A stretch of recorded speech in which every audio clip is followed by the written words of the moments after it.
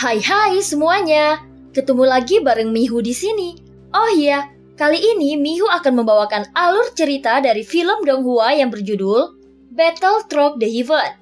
Mihu mengingatkan sekali lagi ya bahwa konten ini full spoiler. Mari siapkan cemilannya dan mari kita mulai alur ceritanya. Melanjutkan dari kisah sebelumnya. Pada saat Ji Dondong melihat kekuatan avatar Yuan Shen, dia malah mengerutkan keningnya. Itu karena dia tahu bahwa klan Yuan Shen tidak pernah berani muncul di hadapan Taisu seorang diri.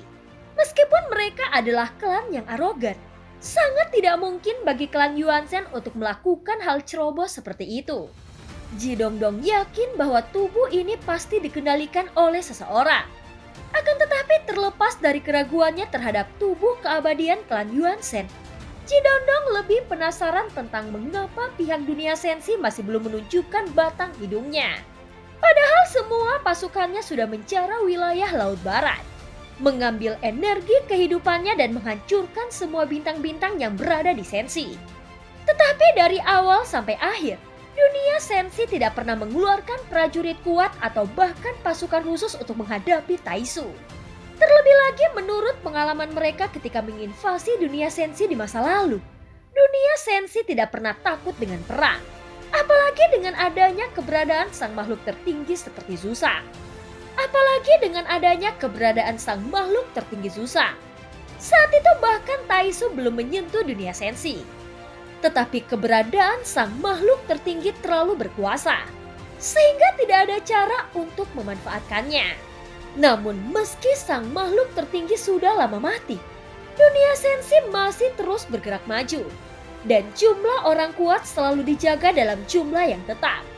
Mereka tidak akan duduk diam dan mencapai tingkat kekuatan tertentu. Kemudian ketika mengetahui bahwa dunianya akan menghadapi invasi, mereka seharusnya mengerahkan seluruh kekuatannya untuk melindungi dunianya. Karena setiap orang pasti akan bertanggung jawab atas naik turunnya dunia. Tetapi dari awal hingga akhir, dunia sensi tidak pernah menunjukkan orang yang sangat kuat untuk menghadapi serangan invasi Taisu secara langsung. Dan hal ini membuat pihak Taisu menjadi bingung. Hahaha, jangan bercanda. Aku di sini untuk membiarkanmu mati, bukan untuk mati di tanganmu. Kalian para Taisu memang bisa berkembang dengan sangat pesat seperti semut, dengan mengandalkan nama dan teknologi Minghe kuno. Tetapi menurutku, kalian semua tetaplah semut dan kau sedang ketakutan karena kau juga mengetahui hal ini dengan jelas. Ucap avatar Yuan Shen sambil menyeringai. Lagi pula bagaimanapun caranya kau mengembangbiakan banyak pasukan di dunia sensiku, kau hanya akan menjadi seekor semut di pohon besar. Dan keberadaannya tidak menimbulkan ancaman sedikit pun. Ucap avatar Yuan Shen kembali. Tepat ketika mendengar pertanyaan Ji Dondong yang terus-menerus, Xiaoyan merasa kesal di dalam hatinya. Lalu mengapa dia tidak membunuhnya? Itu karena perintah yang dibuat oleh sang ratu, yang membuat pihak Taisu tidak mampu mengatasinya. Akibatnya rencana Taisu pun benar-benar menjadi kacau. Dan dia tidak dapat sepenuhnya mendapatkan informasi inti milik dunia sensi. Sekarang perkembangan dan pertumbuhan berkelanjutan mereka tidak lebih dari kinerja yang tidak memiliki hasil. Perang adalah duel antara ujung tombak yang tajam. Dan sekarang pihak Taisu bahkan belum mengetahui di mana letak ketajaman dunia sensi. Jadi mereka pun harus memikirkan sebuah cara. Dan bahkan berpikir bahwa avatar Yuan Shen inilah yang datang untuk mengujinya. Namun sang ratu tidak memberitahu Xiaoyan tentang rencana spesifiknya. Jadi tindakan Xiaoyan yang bodoh dan tidak kenal takut ini semuanya didasarkan pada hatinya sendiri yang menyebabkan kekacauan pada saat ini. Sementara itu ketika mendengar hinaan dari mulut avatar Yuan Shen, ekspresi Ji Dondong menjadi gelap. Dia kembali menampar tubuh avatar Yuan Shen dengan keras, menggunakan beberapa telapak tangannya. Hanya setelah Yuan Shen pulih, daging dan darahnya meledak lagi dan dia bahkan dapat mendengar suara tulang yang hancur. Jelas setiap pukulan Ji Dondong mengandung kekuatan keabadian yang mengerikan. Dengan mengandalkan sumber daya yang dicerna dari Kampan wilayah Laut Barat, Ji Dondong tampaknya memiliki kepercayaan diri yang cukup. Dan Dan sepertinya dia sudah yakin akan kemenangan melawan avatar Yuan Shen saat ini. Hingga kini, nada bicaranya masih begitu sombong. Dan sekarang tidak ada rasa hormat sedikit pun. Menurutku dunia sensi tidak lebih dari itu, ucap Jidongdong dengan suara yang dingin.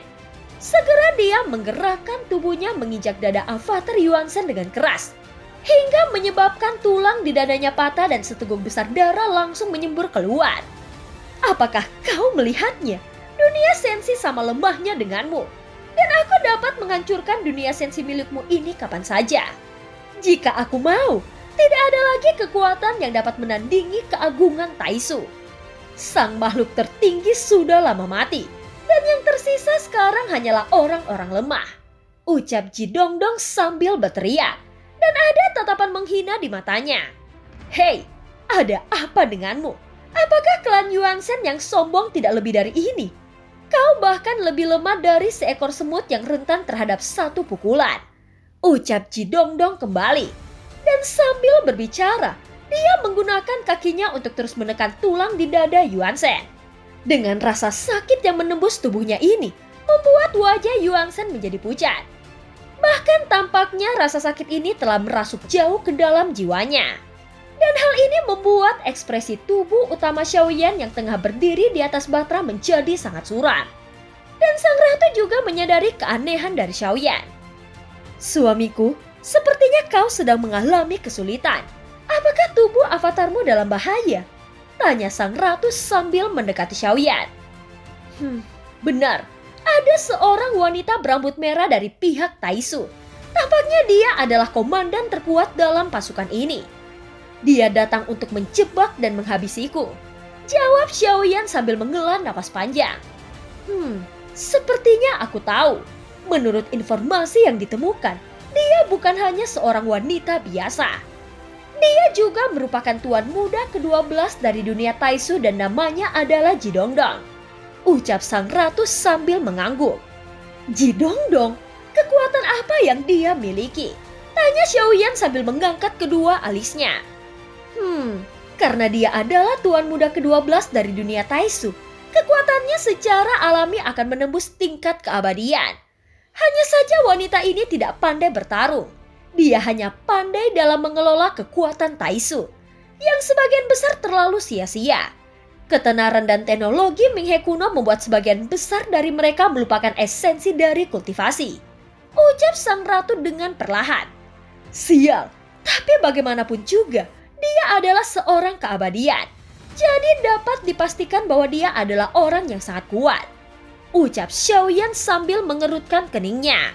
Pada saat ini Xiaoyan mulai merasa bahwa tindakannya untuk mengirim avatar Yuan Shen merupakan kesalahan yang fatal.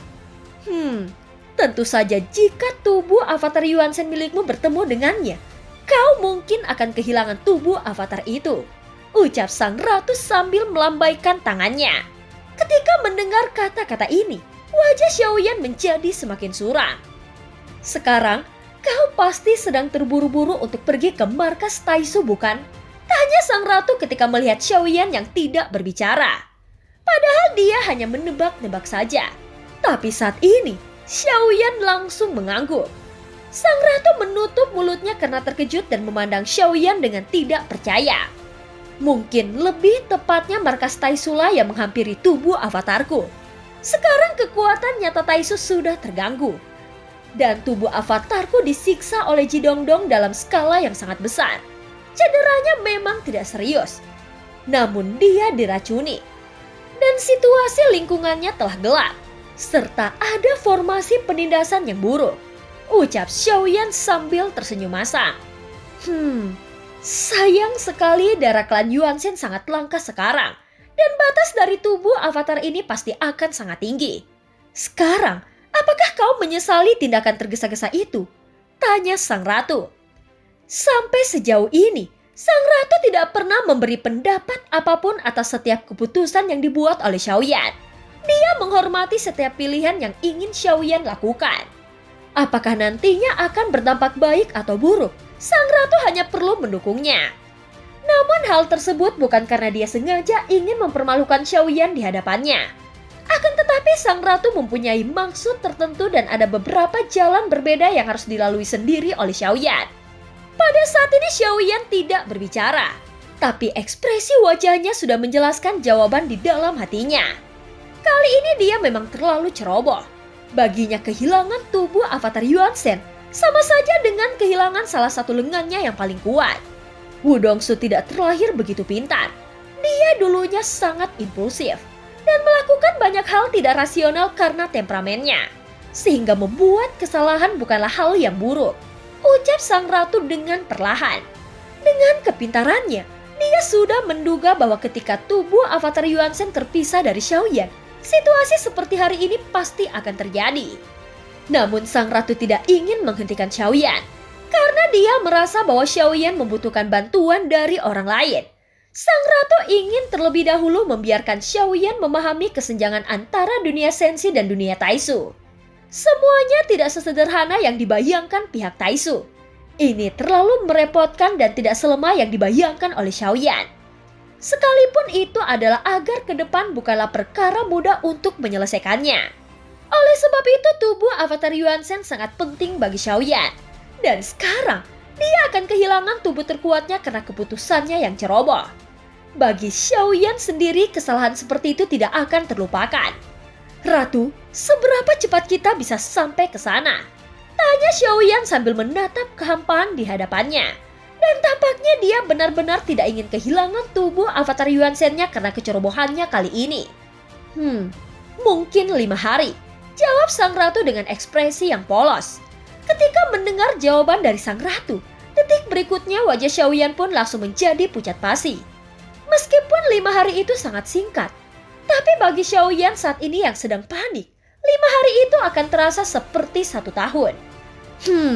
Sungguh disayangkan kau akan kehilangan tubuh avatar terkuatmu, ucap sang ratu juga merasa kasihan. Kecerobohan memang ada harganya, ucap Xiaoyan dengan suara yang rendah. Dia harus menyiapkan mental untuk kehilangan tubuh avatar Yuan Shen-nya. Jidongdong adalah seorang kaisar keabadian tingkat tinggi. Bahkan jika Xiaoyan menggunakan tubuh avatar Yuan Shen, mungkin dapat memulihkan energi dan kekuatan darah untuk waktu yang singkat. Tetapi dia sekarang sedang dikelilingi oleh seorang keabadian dan banyak prajurit Taisu yang tidak ada habisnya. Hampir tidak ada kemungkinan bagi tubuh avatarmu untuk melarikan diri dari pengepungan seperti itu. Terlihat bahwa tubuh ini sangat penting bagimu.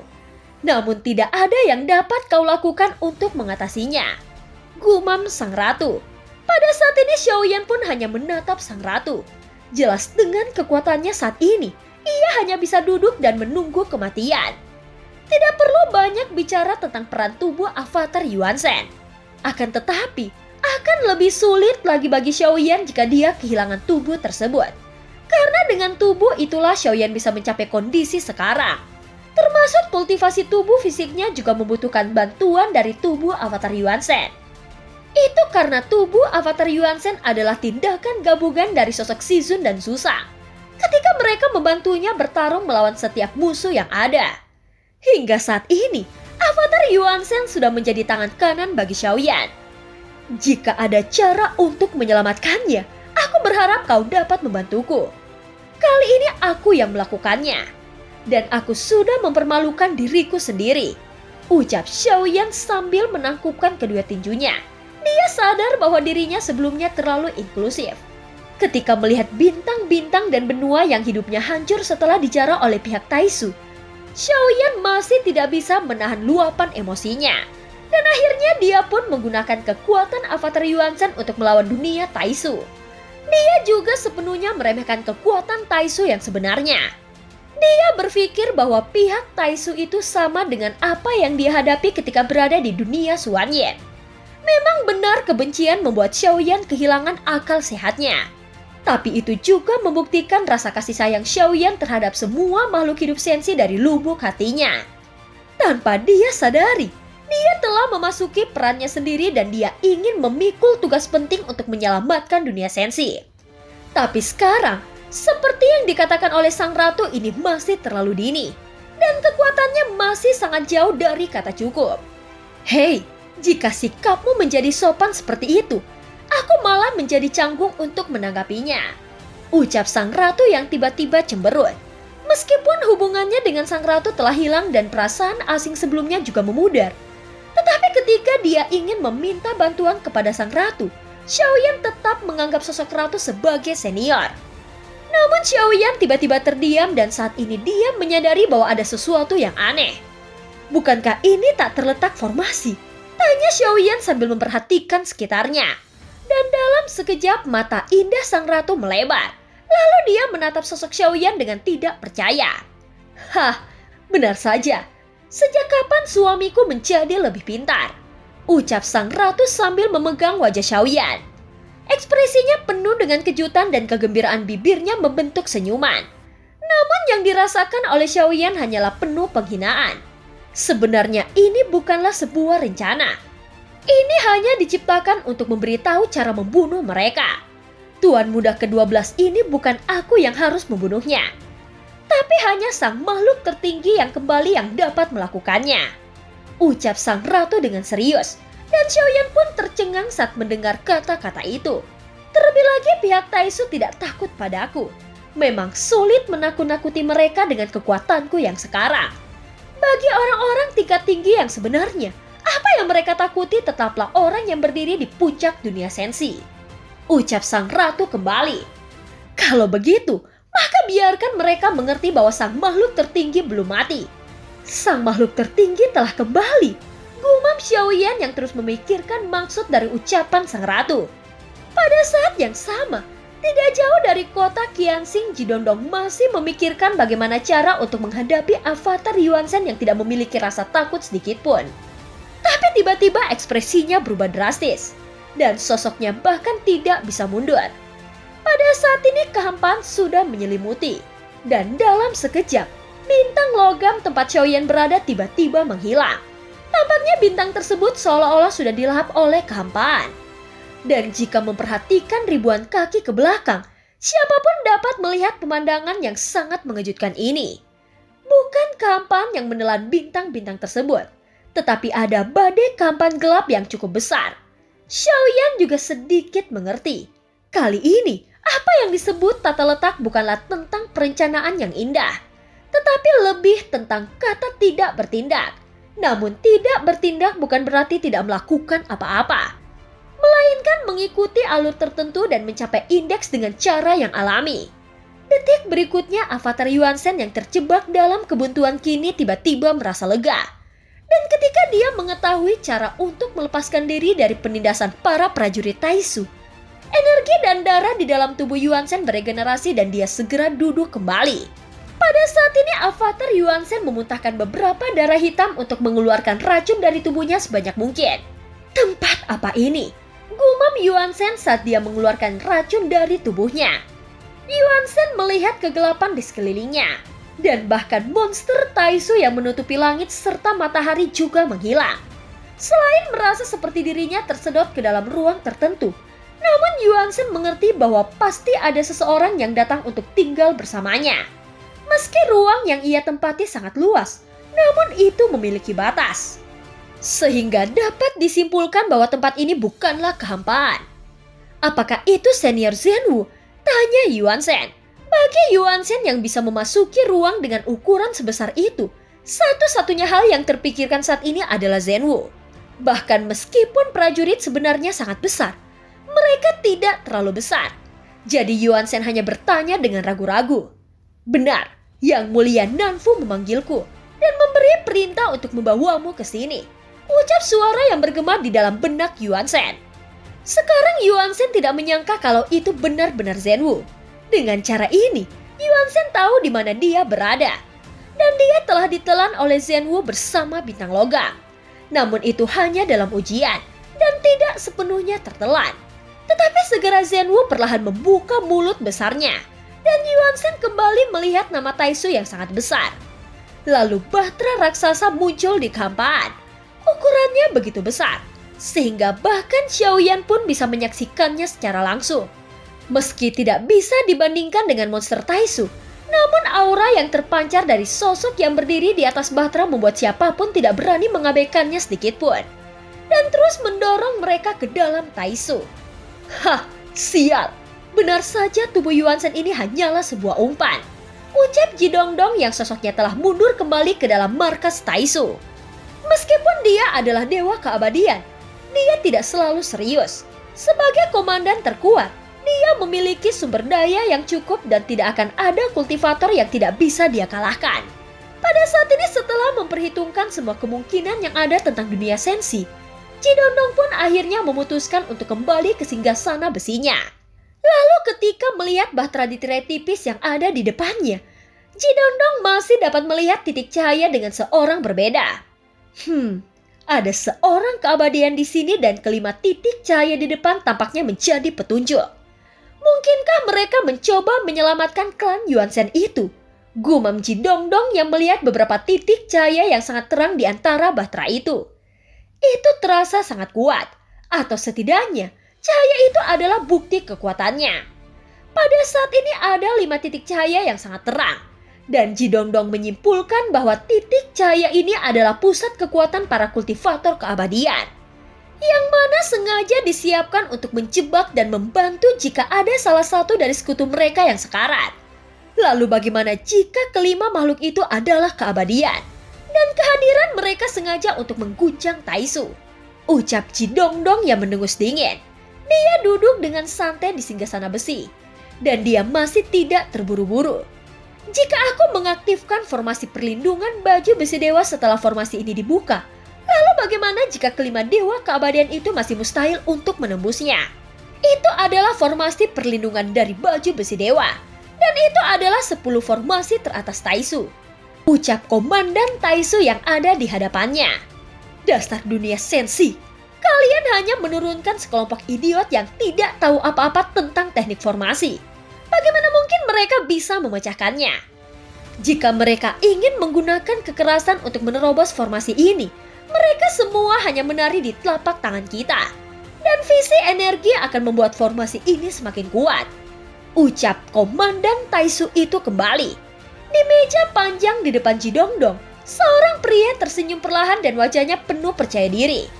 Tetapi setelah mendengar ini, Ji Dongdong seketika langsung menampar meja tersebut. Semua orang langsung tercengang. Untuk beberapa saat, akhirnya mereka memandang Ji Dongdong dengan tatapan yang penuh ketakutan. Kenapa kalian masih berani tertawa? Tahukah kalian bahwa yang kita hadapi sekarang adalah dunia sensi? Dan kita bisa binasa di sini kapan saja.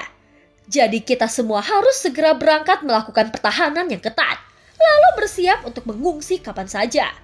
Ucap Ji Dongdong sambil berteriak. Pada saat ini wajah Ji Dongdong terlihat sangat muram. Dia terlihat sangat panik dan dia berteriak ke semua bawahannya. Ji Dongdong nampaknya sangat percaya diri. Tapi dia mengerti bahwa pihak dunia sensi sedang menyiapkan jebakan. Karena dia sangat curiga terhadap kekuatan sensi yang telah menahan diri begitu lama. Tiba-tiba muncul sekarang. Mungkinkah dia tidak segan-segan berusaha keras menyelamatkan klan Yuan Shen ini dari dunia luar? Gumam Ji Dongdong di dalam hatinya. Dan tampaknya yang membuat dia khawatir saat ini bukanlah kemunculan 5 dewa keabadian di dunia sensi. Dibandingkan dengan kultivator keabadian di dunia sensi, yang lebih membuat Ji Dongdong khawatir adalah sosok raksasa yang ukuran tubuhnya hampir sama dengan monster Taisu. Dan film pun berakhir. Terima kasih udah dengerin Mihu dari awal sampai akhir ya. Sampai jumpa.